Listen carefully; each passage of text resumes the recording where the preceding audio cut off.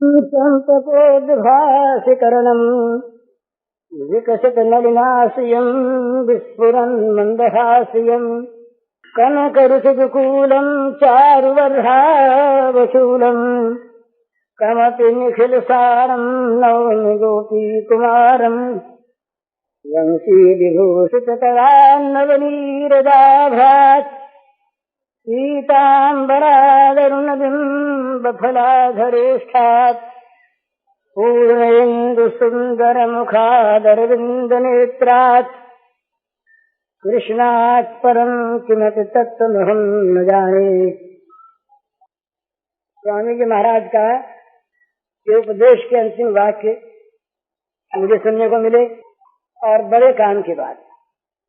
सकाम भाव से किसी कर्म में प्रवृत्त होने वाला सत्पुरुष भी उस साधन की पूर्ति में अपने आप का बलिदान दे देता है।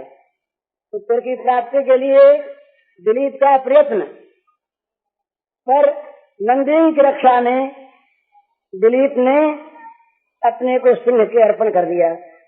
गौथी का पुत्र किसको होता? तो जब सकाम भाव में इतनी निष्ठा, तो जहाँ हम जिसके तरह कोई चीज प्राप्त करने की है ही नहीं, उस सर्वश्रेष्ठ वस्तु की प्राप्ति करना चाहते हूँ, उस तत्व की उपलब्धि चाहते हूँ और जरा सा भी त्याग करने को तैयार न हूँ, तो ये विचारने की बात अवश्य है। तो बात बड़ी सुंदर और हम लोगों को इससे उपदेश ग्रहण करना चाहिए। एक बात है कि किसी वस्तु में जब चित्त सर्वतो भावे में जाकर बंध जाता है, रम जाता है, तो फिर उसके साधन में साध्य से बढ़कर प्रीति हो जाती है और त्याग अपना हो जाता है। हमारे यहाँ तो ये हिंदुस्तान में और देशों में भी ये बलिदान लोगों ने हंसते हंसते किए। दिलीप ने नंदिनी के लिए गाय थी और पुत्र की अभिलाषा भी थी, पर राजा शिवी ने शरण में आए हुए कबूतर की रक्षा के लिए, मामूली जानवर था कबूतर, कबूतर बिचारे की काम दिन थे, साधारण पक्षी, कबूतर गोद में गिर गया आकर राज दरबार में शिवी महाराज के। कहा मुझे मारने वाला आ रहा है, बात शरणागत हूँ, बचाइए। शिवी ने कहा मत डरो। गोद में रखा, इतने में वहां पहुंचा। उसने कहा कि मेरा शिकार आपकी गोद में, कहा मेरा शरणागत मेरी गोद में। तो कहा मैं भूखों मरूं तो मैं इसको छोड़ दूं? तो फिर मेरे भूख के निमित्त कुछ होना चाहिए महाराज। कहिए होगा, इसके बदले में तुम 2 चावल ले लो। उसने कहा बदला दोगे? शिवी से कहा बाज ने मनुष्य की भाषा में बदला दोगे? बोले हाँ तैयार, जो मांगोगे। कहा अच्छी बात, एक तौलने का कांटा मंगवाओ। मंगवाया गया, लगा दो, यहीं पर लगा दिया गया, राज दरबार में कांटा लगा दिया गया। कहा शिवी अगर देना चाहते हो एक और कबूतर को रखो और दूसरी ओर अपने अंग का मांस काट के रखो, इस तौल का मांस हो जाएगा, बस मेरी तृप्ति हो जाएगी, तुम्हारी शरणागत रक्षा हुई और मेरा पेट भरा। तैयारी हो गई। शिवी ने मांस काटना शुरू किया अपना, तो कबूतर का पलड़ा तो नहीं रहा। काटते काटते जब अंग काटने बने रहे, स्वयं बैठने लगा, बस साधना पूरी हो गई, बलिदान पूरा हो गया, धर्मराज प्रकट हो गए। तो ये जहाँ साध्य में अनन्य ममता हो जाती है, उसको प्राप्त करना ही है, उसके लिए सब कुछ करना है, वहाँ उसकी प्राप्ति का साधन इतना प्रिय हो जाता है। इसीलिए धर्म के हमारे ये आज ये अकाली अलग हो रहे हैं। पर गुरु गोविंद सिंह के बच्चों ने दीवाल में अपने को चिनवा दिया, जीते जी, कोई मामूली बात है। मरुध्वज के लड़के ने और उसकी रानी ने मरुध्वज को चीर डाला, मामूली बात है। पर ये जो त्याग है, ये त्याग साध्य में प्रेम होने पर अपने आप होते हैं। पर इससे अधिक त्याग एक और है। ये एक महात्मा आए थे हमारे, जब हम लोग ये राजनीतिक काम करते थे, उस समय के बाद एक मद्रासी महात्मा थे, वो हमारी समिति में आया करते थे, बड़े अच्छे विद्वान। उनकी बात मुझे अब तक याद है। उन्होंने एक दिन हम लोगों में उस समय था मरणोन्माद, सोचते थे फांसी अपने को कब होगी, ये सोचा करते थे कि अपने को फांसी कब होगी। ये उस समय के राजनीतिक, बंगाल के राजनीतिक युग में वो मरण का भय तो था ही नहीं, मरणोन्माद था, उसको मरणोन्माद कहते हैं। मरणोन्माद ये कभी कभी व्यक्तियों में, समाज में, राष्ट्र में आया करता है। जब रूस जापान युद्ध के पहले युद्ध में, पहले युद्ध की बात है, एक माँ ने आत्महत्या कर ली। आत्महत्या बहुत बुरी चीज, आत्महत्या का समर्थन मैं नहीं कर रहा, पाप। पर उसके एक बेटा था और वो उस बेटे को, जापान के एक तरुण को देश के लिए मर जाना आवश्यक था। वो युवक चाहता था मरूं, पर माता को देखता था, बूढ़ी को, तब चुप रह जाता था। माता को पता लगा कि मेरा बेटा देश के काम नहीं आ रहा है। बूढ़ी माता ने आत्महत्या कर ली, चिट्ठी लिखी कमांडर इन चीफ को, मेरा पुत्र देश के काम में आवे, इसमें मैं बाधक थी, मैं अलग हट रही हूँ, आप मेरे पुत्र को स्वीकार करें और सबसे पहले जो मृत्यु का मकाम हो उसे वहां भेज दें, इसका जीवन धन्य हो जाए। ये ऐतिहासिक घटना है। तो एक अक्षर में उस समय ये सबमरीन्स नहीं थे, पनडुब्बियां नहीं थी, उस समय आजकल वाले ये रॉकेट्स नहीं थे, हवाई जहाज नहीं थे।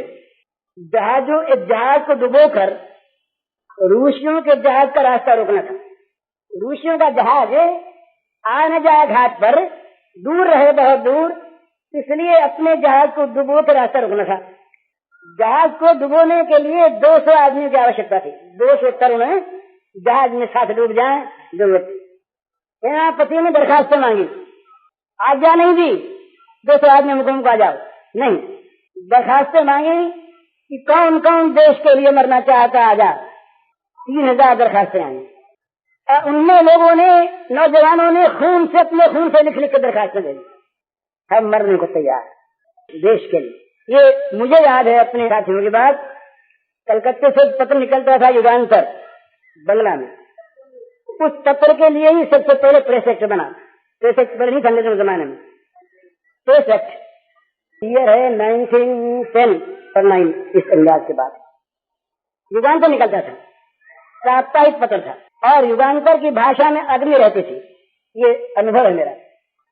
युगांतर को पढ़ते पढ़ते पढ़ने वाले का खून खोल उठता था, न मालूम भाषा में क्या। इसीलिए 4 नौ के गीत और ये बजाऊ बाजे, ये वीरों को उत्तेजन देने वाले, मैं तो समझता नहीं, आप समझते होंगे, क्षत्रिय हैं, मुझे पता नहीं। तो ये चीज युगांतर, जलुग विप्लव नवरे भसोक राक्षसीर पूरी, ये उसकी भाषा थी बंगला। तो हम लोग नौजवान लड़के कुछ करते कराते थे। तो उस समय युगांतर में हर सप्ताह एक आवश्यकता होती थी प्रिंटर की, जो जेल जाए, क्योंकि वो हर सप्ताह निकलता और निकलते ही प्रिंटर पका जाता, कैसे उसमें लिख रहे थे। हर सप्ताह एक आदमी की आवश्यकता। तो विज्ञापन दिया गया, हमें प्रिंटर चाहिए। पैसे के लिए नौकरी वाले प्रिंटर नहीं, खून देने वाले, जेल जाने वाले प्रिंटर। हजारों दरखास्तें आ गई, किसको लिया जाए। फिर ये कहा गया कि अपने खून से लिख करके जो दरखास्त उसको लिया जाएगा। इतनी दरखास्तें आ रही कि पता नहीं अब उसमें से किसको नहीं। तो चिट्ठियां डाली गई, जिसे का नाम आ जाए वो लिया जाए, ये चीज थी। तो उस जमाने में हम लोगों के ये मन में आ करती थी कि भाई हमको फांसी कब जल्दी होगी। ऐसी बात, विवेक नहीं था, दोष था, पर मन में ऐसा आता था। हम लोग बात करते थे कब फांसी होगी, अपने को कब फांसी हो, कब देश के लिए फांसी हो जाए, इस तरह की बात मन में आया करती थी। तो एक महात्मा आया करते थे हम लोगों के पास, तो वो मद्रासी थे। उन्होंने एक बात एक दिन कही, बड़ी अच्छी लगी, वो मुझे अब तक याद है। उन्होंने कहा, भाई मरना एक बार में होता है और मरना एक क्षण में होता है, उसमें तुमने क्या क्या किया। बड़ी ऊंची बात थी। जोश में आए, अरे यूं ही हार्ट फेल होती है, मृत्यु हो जाती है, होता क्या उसमें? तुम जोश में आकर देश के लिए मर गए बस, हुआ क्या? अपने जीवन के सुखों का सर्वथा त्याग करके देश के लिए जीता रहे, वो मरता है। बड़ी अच्छी बात कही उसने। मरना वो है जो अपने भोगों के लिए मर गया, अपने जीवन के अपने सुखों के लिए मर गया। लेकिन जो देश के लिए, धर्म के लिए, भगवान के लिए जो जीवित रहा, जिसने अपने जीवन का एक एक क्षण और अपने रक्त का एक एक कण भगवान की सेवा में, देश की सेवा में लगा दिया, उसने वास्तविक अपना मरण किया और वो मरकर जी गया। तो जहां पर साध्य में, ये बिल्कुल साइकोलॉजिकल फैक्ट है, सब इसको विचार सकते हैं, जहां पर साध्य के प्रति आत्यंतिक प्रेम होता है, वहां उस साध्य को प्राप्त करने का साधन उससे भी बढ़कर मालूम होता है। यशोदा मैया ने श्री कृष्ण को उतार दिया नीचे, श्री कृष्ण के पीने के दूध की रक्षा के लिए। श्री कृष्ण की सेवा में आने वाला दूध कहीं उफल न जाए, श्री कृष्ण को इसके लिए दुख होगा। और अगर श्री कृष्ण को नहीं उतारती है नीचे गोद से तो दूध उफल जाता है। तो श्री कृष्ण की सेवा के लिए श्री कृष्ण का भी त्याग कर दिया जाए, ये स्वीकार है, ये त्याग है। साध्य के लिए, साधन के लिए साध्य का त्याग कर दिया जाए, क्योंकि साध्य को पाना है। विचित्र बात मालूम होगी, पर है ये बात, जिस पुरुष की, जिस स्त्री की, जिस साधक की, याद रखिए, अपनी साधना में साध्य से बढ़कर प्रीति नहीं है, उसकी साध्य में प्रीति नहीं है। जो थोड़े से में, चाहे थोड़े से में प्राप्त हो जाए, पर जो पोल में ही परमात्मा को प्राप्त करना चाहते हैं, उनकी परमात्मा में निष्ठा नहीं है। चाहे वो मिलते पोल में ही हो, ये उनकी दया, उनका स्वभाव है, ये अलग चीज है। पर इसको भी इतनी तैयारी करनी है कि उस साध्य की प्राप्ति के लिए जो साधन है उसको साध्य से भी बढ़कर मानना है और उसमें अपने जीवन को होम देना है। उसकी इच्छा हो आवे, उसकी इच्छा हो ना आवे, गरज हो आवे। इसीलिए ये हमारे ब्रज के प्रेम में, अब कहाँ तो मैं वीर रस की बातें कह रहा था और कहाँ बिल्कुल उज्जवल रस में आ गया, पर सब में तत्व एक ही है। श्री कृष्ण के प्रेम की चर्चा हो रही हो और श्री कृष्ण के प्रेम के संबंध में प्रेमियों में प्रेमालाप चल रहा हो और श्री कृष्ण को वहां न आने देने से उस रस की वृद्धि होती हो, तो वहां रुकावट लगा दी जाती है, सखी श्याम न आने पावे, तो सखी श्याम न आवन पावे। पहरा बैठा दिया गया महाराज, पहरा बैठा दिया गया। सखियां बैठ गई सामने निकुंज में, श्याम सुंदर छटपटाते बाहर, कहते हैं लाडली जी की आज्ञा नहीं आ सकते, नहीं आ सकते।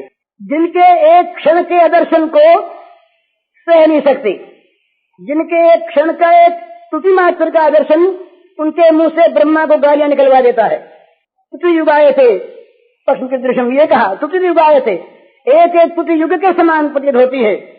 वो गोपांगनाएं उन प्रेम सुंदर श्री कृष्ण के प्रेमारात की चर्चा में श्री कृष्ण का बहिष्कार कर देते, बाहर रहे।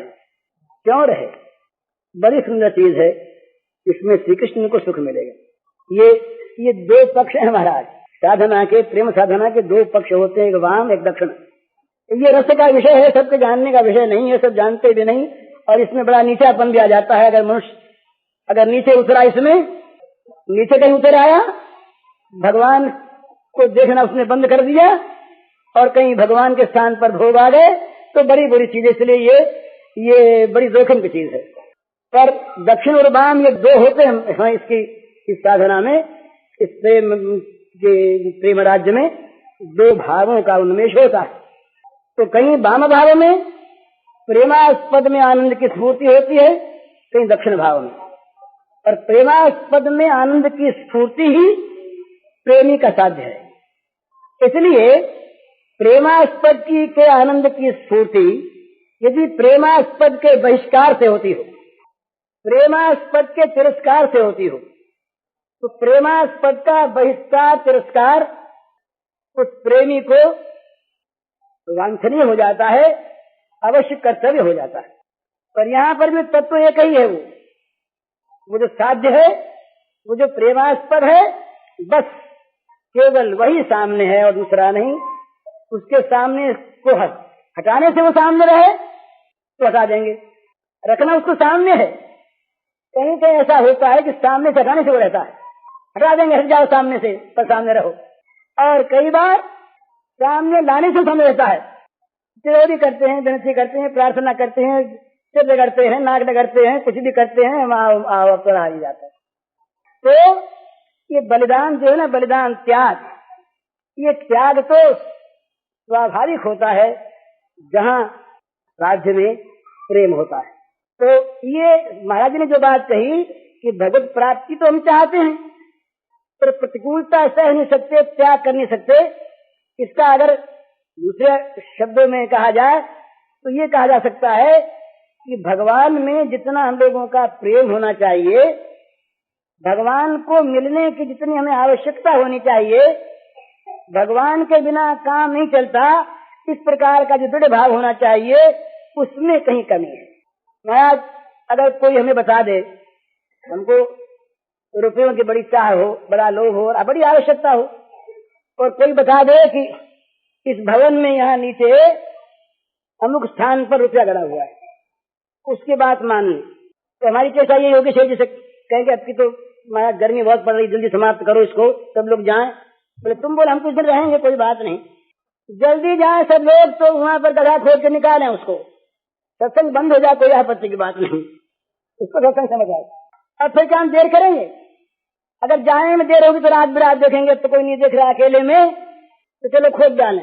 चाह हो मन में प्रबल और चाह की वस्तु के न मिलने की बेचैनी न हो, ये संभव नहीं है। चाह बेचैनी पैदा करती है। हम जगत के मामूली पदार्थों को देखते हैं, किसी मामूली से मामूली चीज में जिसमें कोई हानि लाभ भी नहीं, हमने एक सुई मांगी, मामूली चीज, और देर होगी लाने में, बेचैनी हो गई मन में, गुस्सा आ गया, बड़ा क्यों, अरे क्या भी करता था, सुई ना आई सही। तो जगत की मामूली से मामूली चाह की आपूर्ति में चित्त बेचैन हो जाता है, और ये परम प्रेमास्पद हम जिसको कहें वो भगवान न मिले और हमारा हृदय उसको सहता रहे, इस बेचैनी को भोगता रहे, इस वियोग को वो सहन करता रहे, ये संभव नहीं। मछली के प्राण जल के बिना कभी रहते हैं क्या? कभी वो विवाद भी करती है क्या? वो कभी किसी को उत्तर भी देती है क्या कि तुम जल के भाव में क्यों मर जाती हो? कोई पूछे उससे, बस मरी जाती है। क्यों? कि जल का वियोग उसके जीवन का वियोग है। इसी प्रकार भगवान में जिसकी लगन हो वो तो रह नहीं सकता। हजार हजार बाधाएं आती हैं, नहीं ताकता शत शत बाधा विघ्नों की ओर। एक वो मुझे याद नहीं इस समय, एक बंगाली कवि का एक बड़ा सुंदर छंद है, उसका हिंदी अनुवाद था ये। उसका अर्थ ये है कि शाम की बंसी सुन के जिसके प्राणों में आकुलता जाग उठी, जिसके प्राण श्याम सुंदर से मिलने के लिए बेचैन हो गए, वो क्या रह सकता है? उसे क्या कोई रोक सकता है? जगत का कोई भी बांध क्या उसके प्रवाह में बाधा दे सकता है? सारे बांधों को तोड़कर, सारी आपत्ति विपत्ति बाधाओं को चूर्ण विचूर्ण करती हुई गंगा की धारा समुद्र की ओर बही जा रही है। अनंत काल से, अनादिकाल किसने रोका इसको आज तक? बीच में पेड़ आए, पहाड़ आए, सबको ध्वस्त करती हुई, गिराती हुई, हिलाती हुई चली जा रही अनवरत, ये समुद्र के साथ मिलकर एक हो जाने के लिए कोई रोक सकता है? इसी प्रकार साध्य के प्रति गति हो जाने पर कोई रोक नहीं सकता। तो स्वामी जी का कहना बड़ा सुंदर कि भाई हम लोगों में ये जो भगवान को प्राप्त करने की साधना में जो त्याग नहीं होता, प्रतिकूलता सहन नहीं होती, हर जगह हम आराम आराम आराम चाहते हैं, तो इससे क्या होता है? राम दूर हट जाते हैं। आ को अलग करके राम को फिर पुकारे तब तो काम चल जाए। आराम शब्द में आ को अलग करके पुकारे, आराम तब तो राम आ जाए। पर कहीं राम के आगे आ लगा दें तो फिर महाराज राम नहीं आते। हम लोगों ने राम के आगे आ लगा रखा, आराम चाहिए, राम नहीं चाहिए। हमें तो आराम चाहिए, राम नहीं चाहिए। दो चीजों की हमें चाह है, शरीर को आराम मिले, नाम का नाम हो, बस और कुछ नहीं। हमारा सारा कर्तव्य पूरा हो जाता है इन दो बातों में। नाम का नाम हो, हमारा नाम इतिहास में अमर रहे। अरे किसका नाम अमर रहेगा? माँ के पेट में जब नहीं थे तो तुम्हारा क्या नाम था बताओ जरा, किसका नाम अमर रहेगा? पर हमें लोग अच्छा कहें, हमें हम कौन? नाम हो, नाम। कहीं अपने नाम की तारीफ सुन ली, भूल गए। और शरीर ये 5 भौतिक पिंड कहीं भी गिरेगा गिरेगा, इसकी तो कौन गति है ये। पर इसके आराम की बड़ी चिंता, नाम के नाम की बड़ी चिंता, तब राम की चिंता कहाँ से? राम की चिंता वाले इस नाम और शरीर की चिंता छोड़ देते हैं, छूट जाती है, रहती नहीं। तो महाराज इतना कोमल शरीर भगवान बुद्ध का, बुद्ध की गाथा लोगों ने पढ़ी होगी तो जानते होंगे। ये इस रूप में रखे गए थे महलों में, इनके लिए शारीरिक पीड़ा कभी किसी प्रकार से सामने ना आवे।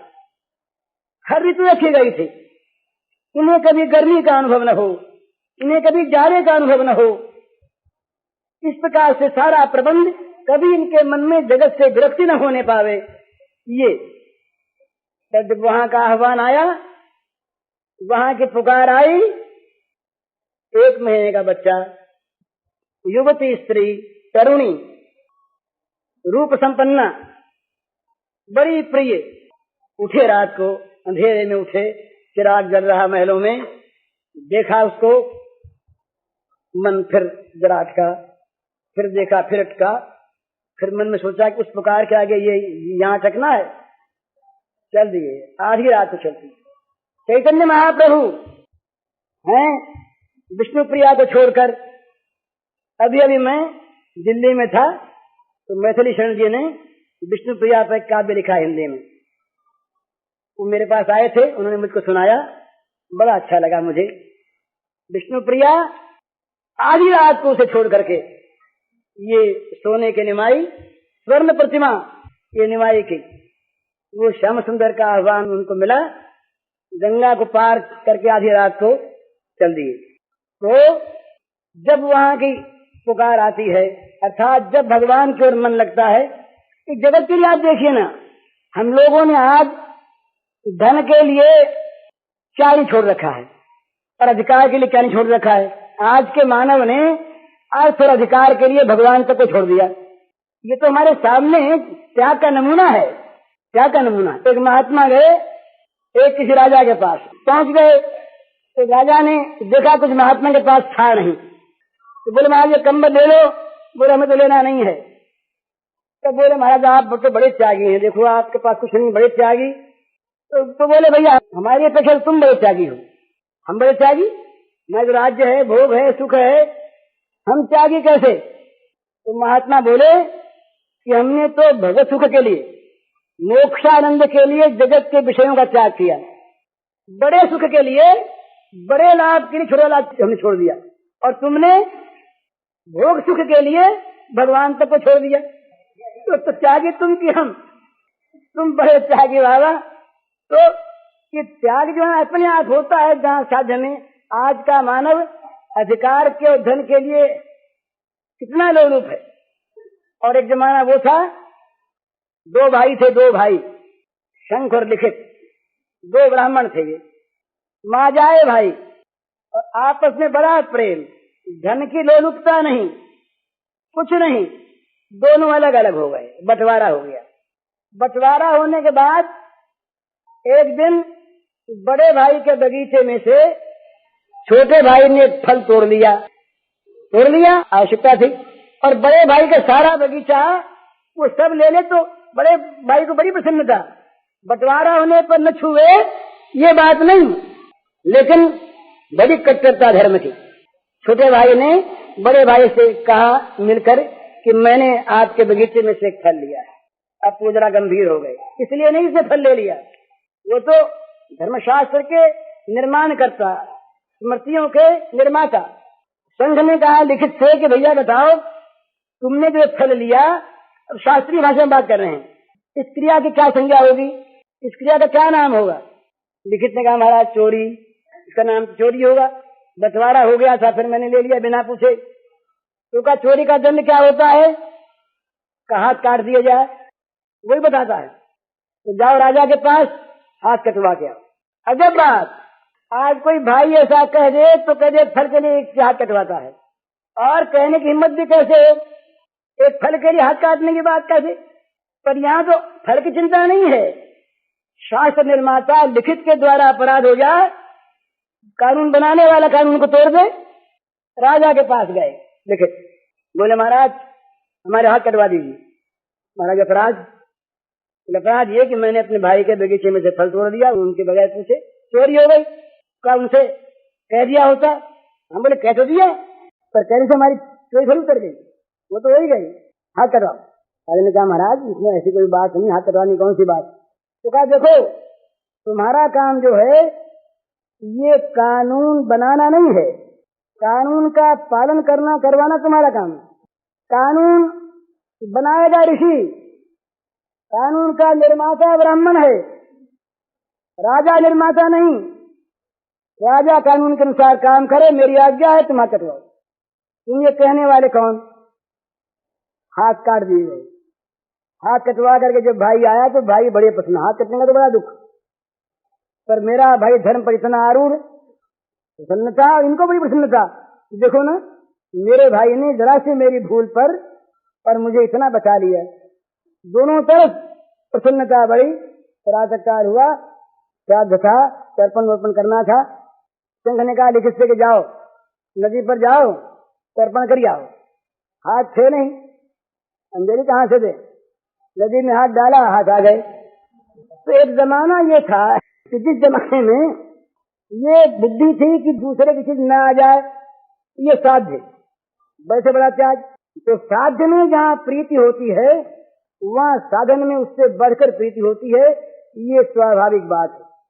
भगवान में भी हमारी प्रीति है, हम यदि भगवान को चाहते हैं, हमारा यदि भगवान को प्राप्त करने के लिए दृढ़ मनोरथ है, और हमारी इच्छा यदि वास्तविक है, बनावटी नहीं, दिखावटी नहीं, हमारी चाह में यथार्थ है ठीक, तो उस चाह की पूर्ति के लिए जो साधन हमें बताया जाएगा, उस साधन से हमारी कभी भी विरति नहीं होगी। इस अवस्था में भी ये साधन साध्य को प्राप्त कराया गया नहीं, संदेह कोई मन में करा दे तब नहीं होगी। तो साधन में प्रीति ये बहुत बड़ी एक कसौटी है इस बात की कि साध्य में प्रीति। हम जब भगवान को चाहते हैं तो भगवान की प्राप्ति के मार्ग में जो विघ्न, उनको हम तुच्छ गिनेंगे, और भगवान की प्राप्ति के लिए जो साधन हमारे पास कठिन से कठिन हो, उनमें हमारा मन रमेगा। इन भाई ने मुझको वो पन्ना दे दिया जो मुझे याद नहीं आ रही थी ना, कविता छोटी, ये किसी जमाने में मेरी बनाई हुई है, तो मुझे याद नहीं थी, उनको शायद याद थी, लिख दे दिया। प्रियतम से मिलने को जिसके प्राण कर उठे हाहाकार, गिनता नहीं मार्ग की दूरी को वह कुछ भी किसी प्रकार। प्रियतम से मिलने को जिसके प्राण कर उठे हाहाकार, गिनता नहीं मार्ग की दूरी को वह कुछ भी किसी प्रकार। नहीं ताकता किंचित भी शत शत बाधा विघ्नों की ओर, नहीं ताकता किंचित भी शत शत बाधा विघ्नों की ओर।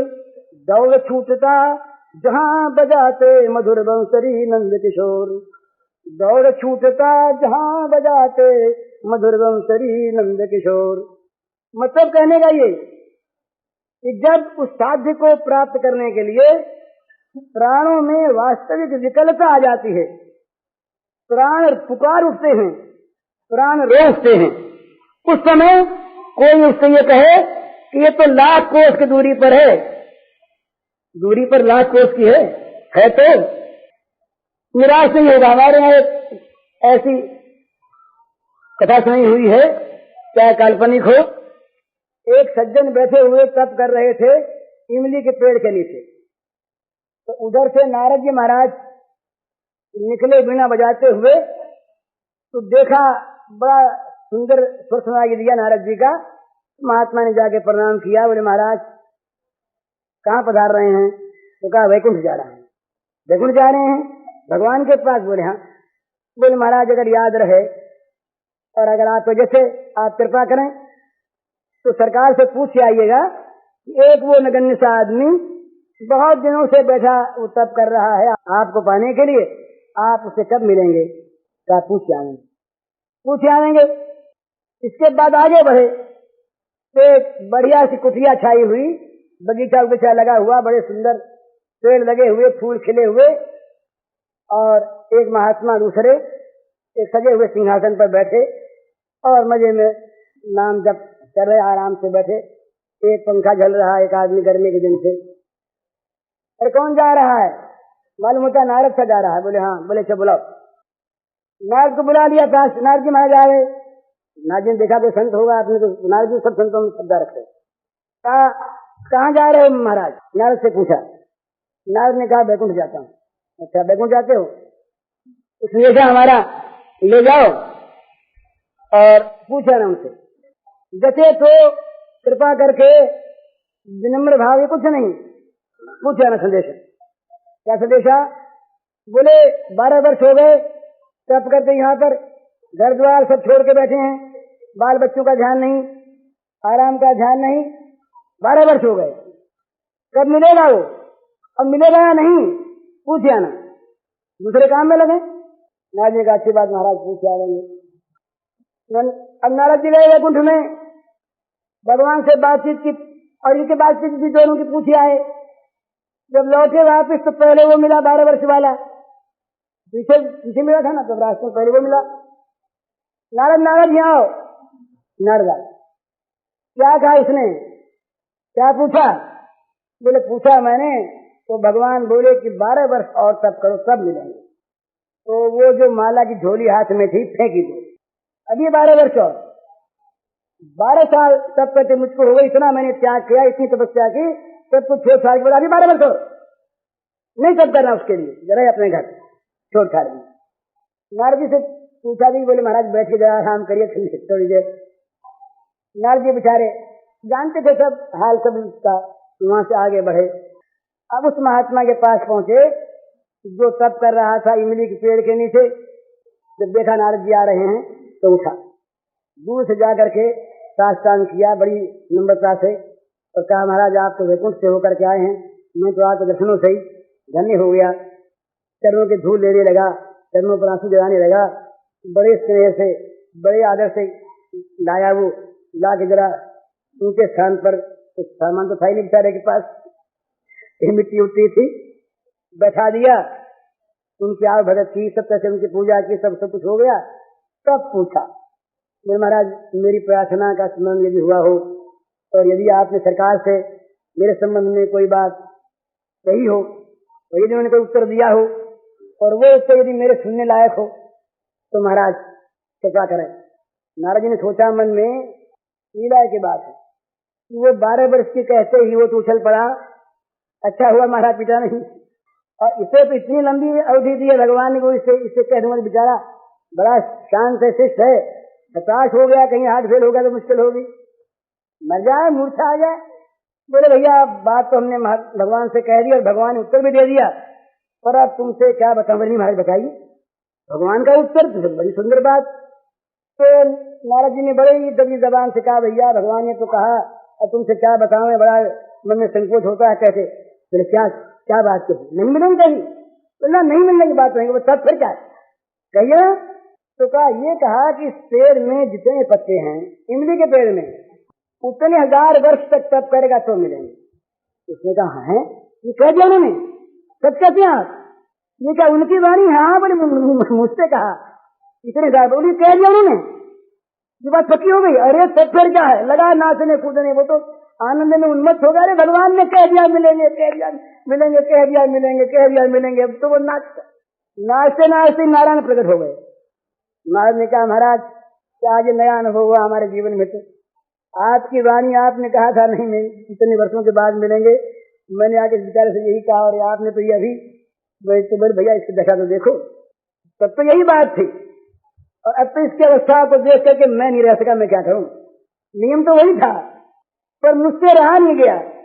तो ये चीज है जिस वस्तु को प्राप्त करने की हमारे मन में अनन्य अभिलाषा होती है, न तो उसको कितनी दूर है ये हमें चिंता होगी, न वो कब मिलेगा ये चिंता होगी। हमें तो बस वो रगड़ लगाते चले जाना है, हमें तो बस उसके मिलने के लिए प्रयत्नशील बने रहना है, भजन करते रहना है, वो मिले न मिले। और वो भजन हमारा यदि कहीं एकांत हो गया, अनन्य हो गया, तो उसके मन में आवेगी चलो मिले, रहा नहीं जाएगा। ध्रुव के मन में वो ज्वाला उठी महाराज, भगवान को प्राप्त करने के लिए वियोग की ज्वाला, उसे लोगों ने तप की ज्वाला कहा है। वो ज्वाला उठी, सारा संसार संतप्त हो गया, लोगों ने देखा महाप्रलय हो जाएगी। तो देवता पहुंचे भगवान के पास, बोले नारायण ये क्या हो रहा है? बोले कुछ नहीं हो रहा है, ये मेरा भक्त मुझको चाह रहा है। उस देखिए ना, भक्त की चाह में इतनी आग है, इतनी वो जोर की अग्नि है कि जगत जलने लगता है उसको। वो क्या मामूली बेचैनी है भक्त की? वो क्षण भर की अप्राप्ति, क्षण भर का वियोग क्या मामूली बेचैन करता है भक्त को? जल गई आग उसके हृदय में। भगवान दौड़े आए, भगवान ने कहा देवता उसको कि तुम शांत रहो, वो जलाए वलाएगा तो सबको शांत करेगा। अंदर बैठे थे भगवान ने, उसने क्या किया था कि ध्यान में भगवान के नारायण स्वरूप को चतुर्भुज महामनोहर उसके हृदय में बांध लिया। अब भगवान आए, आगे सामने खड़े हैं। अब ये तो मत से अपना जगत जलता है इसकी आग से, और ये मत से ध्यान अनुराग से मौज है, बैठा है। भगवान ने देखा उठे देगा नहीं। अरे ध्रुव, अरे ध्रुव, ध्रुव ध्रुव कौन सुने? ध्रुव तो सौंदर्य में मस्त है, उसमें भगवान का रूप राशि में विमुग्ध हो रहा है। भगवान ने देखा नहीं उठेगा, क्योंकि अपना जो वो रूप था अंदर ध्यान का, उसको खींचा बाहर, खींचते पागल हो गया, यूं आंख खोली, देखा वही रूप सामने खड़ा है, चरणों में गिर गया। अब बोले क्या? 5 वर्ष का बच्चा, बोलना आवे नहीं, पूरी बोरी अभी तक उसकी फूटी नहीं, अस्फुट वाणी, क्या बोले? मन में आया खड़े हैं, कुछ कहूं इनसे, स्तुति करूं। भगवान अंतर्यामी, भक्तवत्सर, भक्तवान चाकल्पतरु। भगवान ने कपोल के शंख छुआ दिया, गाल पर अपना शंख छुआ दिया। बस शंख छुआते ही सारी विद्याओं में निष्णात हो गया, सारे वेद उसके जीभ पर आकर नाचने लगे। वो स्तुति के महाराज, उसने ध्रुव स्तुति भागवत की बड़ी विलक्षण थी। तो इस प्रकार से भगवान के मिलने की जिसके मन में चाह पैदा हो जाए वही साधक हो सकता है। हमारी चाह तो अधूरी सुनते हैं, ये सुख ये सुख ये सुख भगवान में, ये सुख है भगवान, ये सुख है सुख है। तुम सोचते हैं भाई अपने एक कोठी तो है, और घोड़ा गाड़ी है, इतने नौकर चाकर है, मोटर है, इतना सुख तो है। भगवान भी आ जाए इनके साथ साथ एक सुख और बढ़ जाए, इतना ही। और अगर न बढ़ा कहीं पीते तो है ही, चाह की थी न हुआ, न सही, पीछे देखेंगे।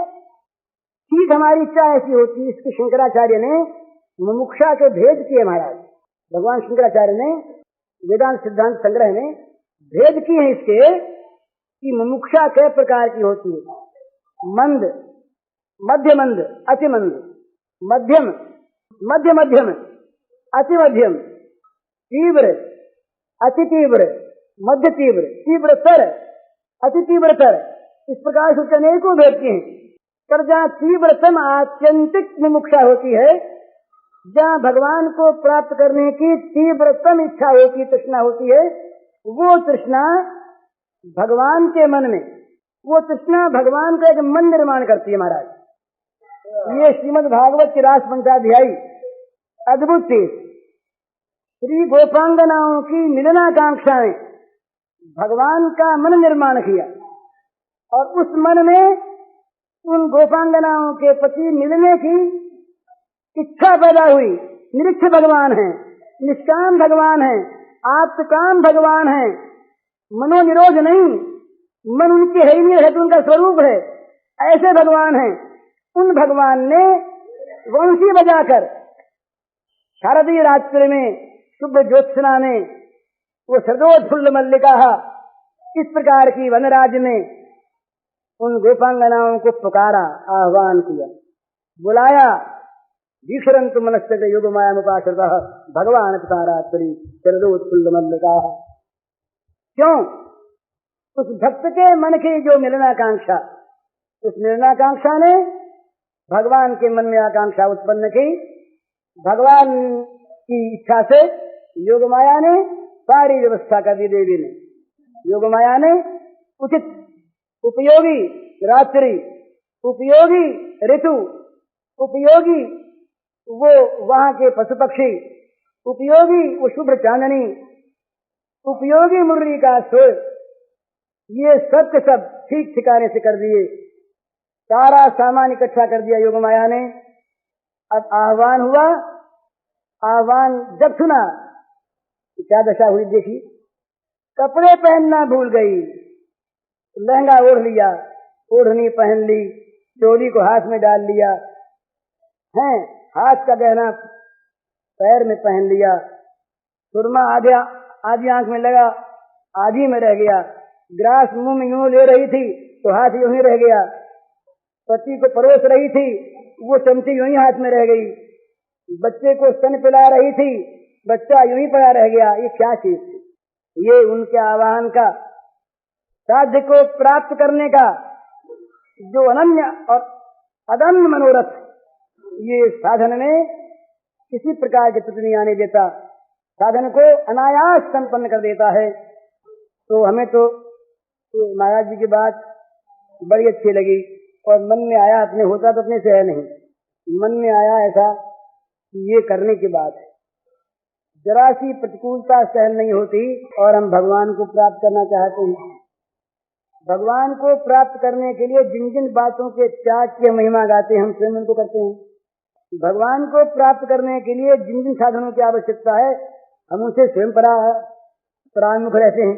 तो कैसे कहें भगवान नहीं मिलते, कैसे कहें देर हो रही है? ये देर तो हमारी हो रही है, हम ही कर रहे हैं, हमारी ओर से ये प्रमाद है, निश्चितता है। तो भाई एक बात और, ये सब निराशा की बात नहीं कहनी चाहिए। है प्रमाद हमारी ओर से माना, है साधन में लापरवाही ये मान ली, हम हैं गए बीते ठीक मान लिया, हम हैं पतित, अच्छी बात। पर अगर हम इतना ही मन में विश्वास कर लें कि वो तो पतित पावन है, क्या हमारे पापों की ताकत उनकी कृपा की ताकत से बढ़कर है? क्या हमारे साधन संपत्ति का अभाव उनकी कृपा संपत्ति को दबा देगा? क्या हमारी अयोग्यता उनके वात्सल्य को हटा देगी? कल मैं वहां से आ रहा था, कल या परसों स्वामी जी एक बात कर रही, मुझे दूर सुनाई थी, बड़ी अच्छी लगी मुझे। ये कह रहे थे कि अनंत माताओं के हृदयों में जो वात्सल्य रस है, ये दूध, ये कहां से आया? अनादिकाल से लेकर के अनंत काल तक जितनी माताएं हुई, जितनी हैं और जितनी होंगी, उन सारी माताओं के हृदयों में बिना विचार के, बिना भेद के, बिना बाधा के वात्सल्य रस का ये प्रवाह, ये जिस वात्सल्य सागर का कण है, एक सीकर मात्र है, तो समुद्र का सीकर है, ये वहीं से तो आया है। ये आया कहां से? ये सब इकट्ठा कर लिया जाए, सारी माताओं का सारा वात्सल्य आज तक का, भूत भविष्य वर्तमान का सारा, उस सागर की एक बूंद होगी, एक बूंद भी नहीं होगी। तो ऐसे भगवान, जब एक माता मर गए बच्चे का परित्याग नहीं करती, जब एक मैया अपने बीमार बच्चे को छोड़कर नहीं जाती, जब एक माता, एक जननी अपने अयोग्य बच्चे के साथ लापरवाही से नहीं बरतती, तब हम भगवान के सामने बच्चे की भांति निश्चेष्ट होकर रो पड़ेंगे, तो क्या उनकी कृपा हमारे लिए फलवती नहीं होगी? क्या वहां साधन की अपेक्षा होगी? कभी क्या कोई माँ ये चाहती है कि मेरा मल में भरा हुआ बच्चा जब नहा के आवेगा तब उसे मैं बेटा कहूंगी, तब उसका मैं लालन पालन करने जाऊंगी? मल में भरा बच्चा रोता है, अपने आप मल धो नहीं सकता, माँ स्वयं दौड़ के मल धोती अपने हाथों से, ये माँ का स्वभाव। इसी प्रकार हम छोटे बच्चे की भांति, शिशु की भांति अपने आप को निर्भिमान, निसत्व, सर्वथा अयोग्य मानकर और भगवान की ओर ताकने लगे, तो महाराज साधन वाधन जितने हैं ये सब अपने आप आ जाएंगे। बादशाह के साथ बादशाह के सारे सामंत और मंत्री और दीवान सेनापति अपने आप उसके पीछे पीछे आ जाते हैं। अगर हमने भगवान को बुला लिया, अगर भगवान मैया मल में भरे हुए हमको धोने के लिए आ गई तो साबुन वाबुन अपने आप आ जाएगी, जल अपने आप आ जाएगा और जल साबुन की जरूरत नहीं होगी। भगवान की कृपा का अवतरण होते ही, भगवान की कृपा हमारे ऊपर उतरते ही सारी कृपाएं सब ओर से दौड़ दौड़ कर आवेंगी अपने को धन्य करने के लिए। आज कृतार्थ हो जाओ, हम भी आज सच हो जाएंगे। जा पर कृपा राम कर होई, ता पर कृपा कर ही सब कोई। इसलिए निराशा की कोई बात नहीं। हम लोग जैसे हैं, जो हैं, जहां पर हैं, बस अपने को वैसे ही माने, ज्यादा न माने, ज्यादा अपने को न समझें। दूसरों कहने से मान लेते ना, ज्यादा दूसरों कहने से अपने को ज्यादा मानने, महात्मा मानने, भक्त मानने, तो ये अपने आप घाटे में रहेंगे। माने वाने कुछ नहीं। हमारी तो जो अयोग्यता ये साबित है महाराज, हमारी तो ये अयोग्यता नालायक की साबित नहीं करनी पड़ती। ये तो जग जाहिर है, साबित है। हम कहीं इसको छिपाना चाहें तो हमारी नालायकी है। ये भगवान अंतर्यामी में सब जानते हैं। इस नालायकी को लेकर, इस अयोग्यता के फूलों को लेकर, इस दीनता, हीनता, क्षीणता, मलिनता के की सामग्री को लेकर हम दयामय पतित पावन करुणा सिंधु भगवान के चरणों में पहुंच जाएं तो महाराज हमारे पास तो ये मलिनता है, ये मल भरा हृदय है, ये दोष भरा जीवन है। अब तुम चाहो इसे साफ कर दो, तुम चाहो नरकों में भेज दो, तुम मारो जलाओ, हमारे पास कोई सामर्थ्य नहीं। तो भगवान घोषणा करेंगे, साधुरेव समंतव्या। महापापी तो साधु कैसे हो गया? इस सम्यक व्यवस्थित हिता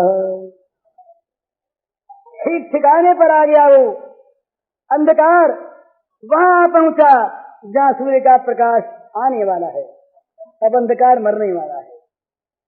अमावस्या की घोर निशा सूर्योदय के समीप आ पहुंची। अब क्या है? आग लग चुकी कूड़े के नीचे, अब जलने में कौन देरी है। इसी प्रकार से भगवान के सम्मुख हो जाओ, परवाह न करो इस बात की कि हम आज तक कैसे थे। कुछ नहीं, भगवान की कृपा के सामने हमारे अब तक के दुष्कृतों की कोई ताकत नहीं वो ठहर सके। 1000 वर्ष का अंधकार प्रकाश के सामने एक क्षण ठहरने की हिम्मत नहीं कर सकता। प्रकाश का आना ही अंधकार का मरना है। इसी प्रकार भगवान की कृपा अगर हमारी रक्षा के लिए आ जाए और वो तैयार, हमारे चाहते ही तैयार, मांगते ही तैयार, देखते ही तैयार। इस तरफ देखा कि मां हंस रही है, कृपा रे तुमने अब तक मेरी ओर देखा नहीं, बस निश्चिंत हो जाओ, ये कृपा कह रही है। इसलिए घबराने की आवश्यकता नहीं, चिंता की आवश्यकता नहीं। जितनी साधना की आवश्यकता है ये अपने आप को ला देंगे। हम केवल एक काम करें, है तुलसी प्रतीत एक प्रभु मूर्ति कृपामयी है। बस तुलसीदास ने निराश होकर के बड़ी आशा प्रकट की, सारे अंग का वर्णन किया। महाराज किस किस का नाम ले? आंख, कान, नाक, जिह्वा, त्वक, मन, बुद्धि, ये सब दूसरों की सेवा में लगे हुए। सब आपसे विमुख सकल अंग पद विमुखनाथ मुख नाम की ओर लई है तुलसी प्रतीत एक प्रभु मूर्ति कृपामयी है। बस एक विश्वास है मेरे पास, तो यही एक संपत्ति है कि प्रभु की मूर्ति कृपा से बनी हुई है। मैं तो कृपा के योग्य नहीं, पर वो कृपा के बिना रह नहीं सकते। जो योग्य पर कृपा करते हैं वो कृपा में नहीं होते, वो तो योग्यता का पुरस्कार देते हैं। पर जहाँ योग्यता अयोग्यता का कोई भेद नहीं, कृपा ही स्वभाव है, वहां फिर कोई डर की बात नहीं, कोई भी निराशा के